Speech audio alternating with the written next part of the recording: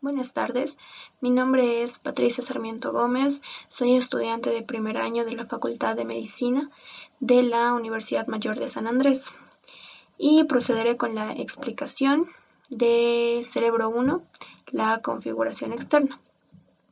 Bueno, el cerebro está en la porción anterosuperior del encéfalo y es el que planifica todas las acciones que vamos a realizar. Además interviene en el aprendizaje, la memoria y el lenguaje.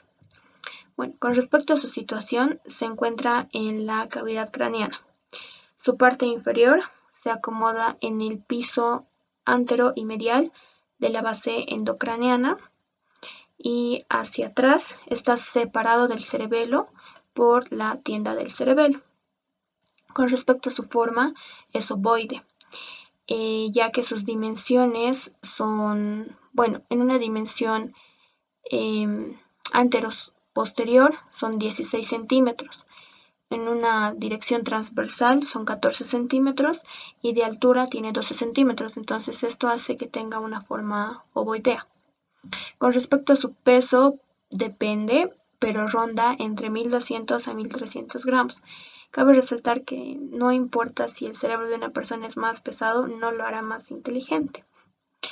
Aprovechando la diapositiva, acá podemos ver la hoz del cerebelo, que es una extensión de la dura madre y va a dividir a ambos hemisferios.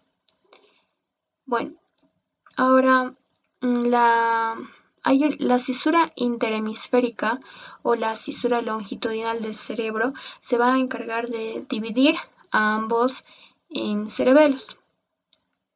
Algunas formaciones interhemisféricas que podemos mencionar son, primero, el cuerpo calloso, que es una lámina gruesa de sustancia blanca que va a unir a ambos hemisferios.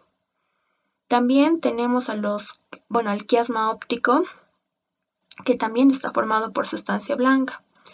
Aquí podemos ver al tallo pituitario, que se une con la glándula pituitaria. La glándula pituitaria, que va a estar alojada en la silla turca. En esta otra imagen podemos ver al tuber cinereum o eminencia media, que está situado entre el quiasma y los tubérculos mamilares.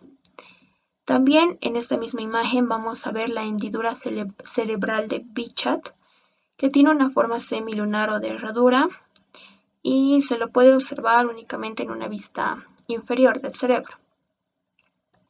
Continuando, hay que tener claras algunas definiciones. Por ejemplo, ¿qué son las cisuras? Las cisuras son surcos mucho más profundos que van a delimitar a los lóbulos. Y los surcos van a delimitar a las circunvoluciones o giros. Bueno, desde una vista superolateral vamos a poder observar 4 lóbulos, ¿no?, que van a estar divididos por las cisuras. Un lóbulo frontal, lóbulo parietal, lóbulo temporal y el lóbulo occipital. Ahora, si tomamos un hemisferio, vamos a poder encontrar 3 caras. Una cara superolateral, una cara media y una cara inferior. Vamos a proceder explicando la cara superolateral o dorsolateral de un hemisferio. Primero vamos a poder observar en la parte media la cisura central o de Rolando, que va a separar al lóbulo frontal del lóbulo parietal. También tenemos a la cisura lateral o de Silvio, que comienza en la sustancia perforada anterior y termina en la parte posterior del hemisferio.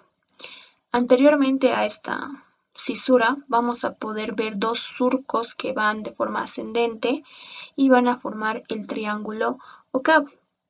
En la parte posterior del cerebro vamos a poder ver la línea o cisura parieto-occipital, que se observa mucho mejor en un corte medial. Y esta cisura se encarga de dividir al lóbulo occipital del lóbulo temporal y el parietal. Bueno, vamos a proceder explicando algunos surcos y las circunvoluciones que delimitan a estos. Vamos a empezar con el lóbulo frontal. En el lóbulo frontal vamos a tener la presencia de dos surcos, el surco frontal superior y el surco frontal inferior. En sus extremos posteriores, estos van a ir extendiéndose de forma ascendente y descendente y van a conformar otro surco, que es el surco precentral. Y bueno, estos van a delimitar a las circunvoluciones. Esta va a ser la circunvolución frontal superior, la circunvolución frontal media y la circunvolución frontal inferior. Esta circunvolución, ¿no?, que está delimitada por el surco precentral va a ser la circunvolución precentral o frontal ascendente. En el lóbulo parietal vamos a encontrar un surco profundo, que es el surco intraparietal, que se dirige hacia arriba y hacia abajo y va a formar el surco postcentral. Entonces vamos a poder dividir al lóbulo parietal en tres circunvoluciones: la circunvolución parietal superior, la circunvolución parietal inferior y la circunvolución parietal ascendente o la circunvolución parietal postcentral. La circunvolución parietal inferior se va a hallar dividida. La porción anterior va a ser la circunvolución marginal y la porción posterior va a ser la circunvolución angular. En el lóbulo occipital, bueno, se encuentra dividido, ¿no?, del lóbulo parietal por el surco parieto-occipital. Y van a haber dos surcos, el surco occipital superior y el surco occipital inferior, que va a dividir al lóbulo occipital en tres circunvoluciones, una superior, media e inferior. En el lóbulo temporal podemos encontrar también dos surcos anteroposteriores, el superior e inferior. Al superior también se lo denomina surco paralelo porque va de forma paralela con el surco lateral o de Silvio. Y las circunvoluciones que vamos a encontrar de igual forma son una superior o primera temporal, una media o segunda temporal y una tercera o circunvolución temporal inferior. En el lóbulo de la ínsula se lo va a encontrar en la profundidad de la cisura lateral. Tendríamos que abrir esta parte justamente en la cisura lateral para poder hallarlo. Tiene una forma triangular y se halla dividido en dos porciones por el surco central. Estas circunvoluciones a su vez van a estar divididas por pequeños surcos.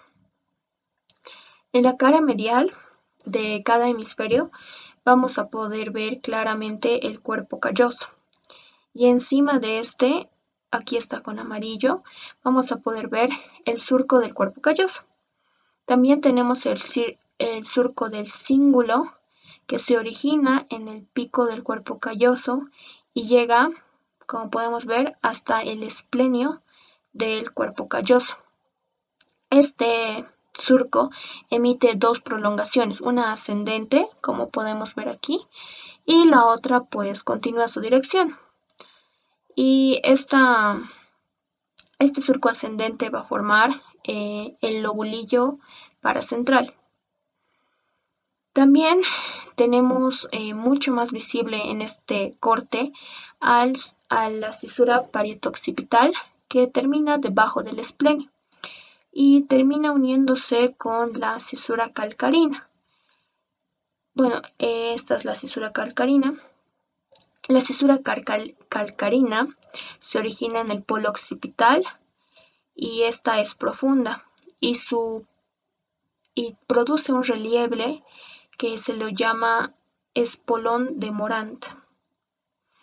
Bueno, ya en la cara inferior de los hemisferios vamos a poder ver claramente dos lóbulos, un lóbulo orbitario y un lóbulo occipitotemporal. El lóbulo orbitario está más anteriormente y presenta dos surcos, un surco medial o surco olfatorio, donde se va a encontrar el tracto olfatorio, como podemos ver acá, y otro lateral, un surco lateral u orbitario, que tiene forma de H, como podemos ver aquí de rojo, y estos surcos van a delimitar las circunvoluciones orbitarias. En el lóbulo occipitotemporal encontraremos también dos surcos, uno medial y otro lateral. El medial va a delimitar el surco, la circunvolución occipitotemporal media, que se va a dividir en dos partes, una anterior, que sería la circunvolución del hipocampo o parahipocampal, y una posterior, que se va a denominar el lóbulo lingual. Y en la parte más anterior de la circunvolución del hipocampo vamos a poder ver aquí un gancho. A este se le denomina el gancho del hipocampo o también llamado uncus. Y también acá tenemos un surco lateral que va a delimitar a la circunvolución lateral que tiene forma de huso, y también se le denomina a esta circunvolución lóbulo fusiforme. Bueno, continuando tenemos la corteza cerebral. La corteza cerebral es una lámina de sustancia gris que está plegada sobre sí misma y cubre la superficie del cerebro. Su espesor no es uniforme, pero varía en el ser humano y va desde 4,5 a 1,5 milímetros.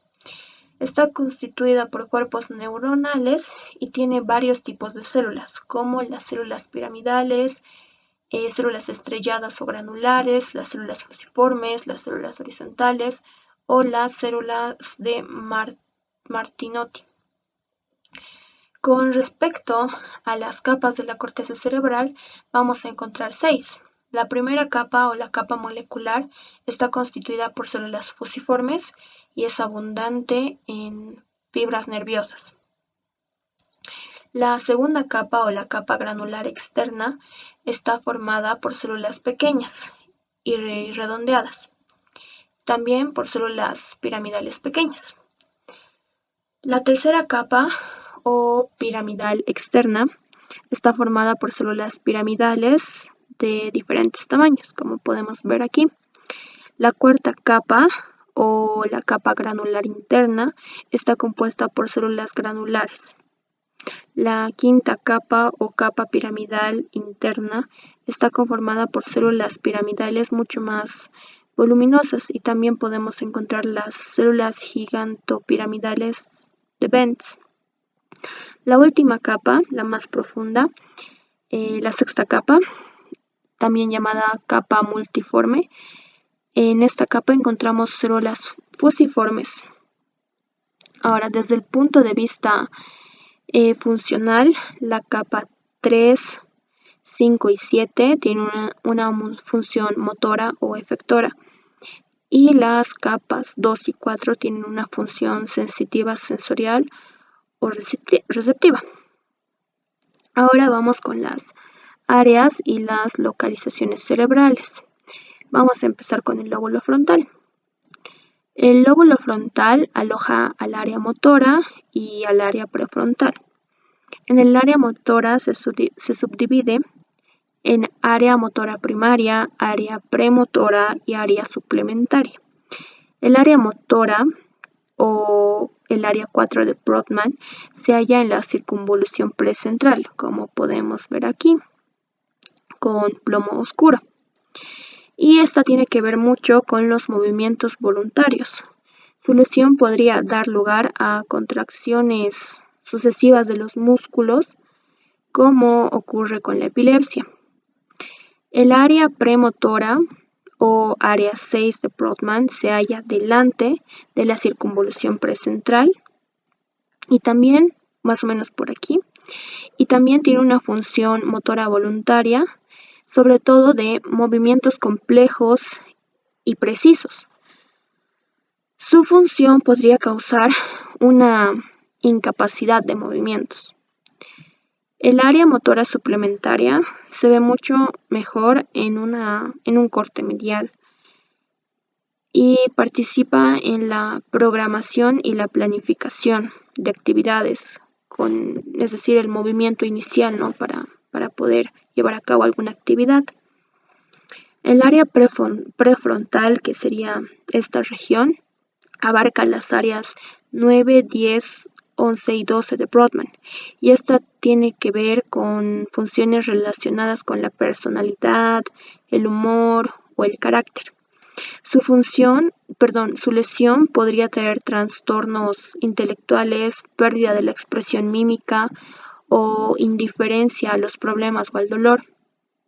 Ya todo a este conjunto de rasgos, o bueno, por su lesión, se le denomina el síndrome del lóbulo temporal. Ahora, también en el lóbulo frontal se va a hallar, mucho más adelante, el área 8 de Brodmann, que es el área de la escritura, que está en el pie de la circunvolución frontal media del hemisferio izquierdo. Y se le denomina el centro de la escritura o el centro de Exner. En el lóbulo temporal vamos a encontrar el área de la audición, que va a estar cerca de la primera circunvolución temporal o la circunvolución temporal superior, donde se van a encontrar el área 41 de Brodmann, que está vinculada con la percepción auditiva. Y cerca de ella se va a encontrar el centro psicoauditivo o área 42 de Brodmann, que es un área de asociación auditiva. La lesión de estas áreas podría causar vértigo o mareos. Entre tanto, en la circunvolución temporal superior va a estar el área 22 de Brodmann, en la circunvolución temporal media el área 21 y en la circunvolución temporal inferior el área 20. En el lóbulo parietal vamos a encontrar el área sensitiva y el área del lenguaje. Con respecto al área sensitiva, en la circunvolución postcentral se va a encontrar las áreas 3, 1 y 2 de Brodmann, que tienen que ver con el tacto, el dolor y la temperatura. Su estimulación podría causar el entumecimiento o punzadas. En la parte inferior de la circunvolución postcentral se encuentra el centro gustativo o el área 43 de Brodmann. En la circunvolución parietal superior están las áreas 5 y 7 de Brodmann, que tienen que ver con la asociación y la coordinación de sensaciones recibidas. En la circunvolución angular, que está en la circunvolución parietal inferior, se halla el área 39 y 40 de Brodmann o el centro de Wernicke, que tiene que ver con la percepción sensorial del lenguaje. Ahora, esta área se va a hallar en relación con otra área que vamos a encontrar en el lóbulo frontal, cerca de la circunvolución frontal inferior, donde, en esta circunvolución frontal inferior van a estar el área 44 y 45 de Brodmann, que en su conjunto forman el centro de articulación de las palabras o el centro de Broca. Entonces el centro de Broca y el centro de Wernicke van a estar en relación por el fascículo arqueado. Y una lesión de estos centros podría causar una afasia de conducción. Continuando, en el lóbulo de la ínsula tiene funciones viscerales y se ha comprobado que su estimulación puede causar náuseas, salivación, sensaciones abdominales. Ahora, con respecto al lóbulo occipital, vamos a poder encontrar el área de visión. En esta vamos a encontrar el área 17, 18 y 19 de Brodmann. El área 17, que va a estar por acá, es el área visual primaria y ocupa gran parte de la cuña y la circunvolución lingual. El área 18 o paraestriada, que está por aquí, tiene que ver con las imágenes visuales, Y el área 19 o el área periestriada permite reconocer objetos. Una lesión del lóbulo occipital podría causar una ceguera y una lesión vascular podría producir una pérdida total de la visión. Y bueno, esas son, eso sería con respecto a la configuración externa del cerebro. Muchas gracias por su atención.